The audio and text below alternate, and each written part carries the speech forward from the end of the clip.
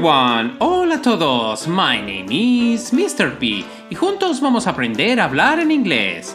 Hoy vamos a hablar sobre cuándo usar his y cuándo her. ¿Estáis preparadas y preparados? Here we go! His es el pronombre posesivo que se usa cuando algo pertenece a un hombre, a un chico o a un niño. Mientras que her es el pronombre posesivo que se usa cuando algo pertenece a una mujer, a una chica o a una niña. Un buen truco para diferenciarlos es que his suena como his, he is, que también se usa para el masculino. Así recordarás que his es de él. Y esto ha sido todo. Antes de irme quiero mandar un saludo a los alumnos de quinto B de la escuela Leonila Folk de Osorno, Chile, en especial a Josefa y Felipe. ¡Hello! Os mando un abrazo enorme.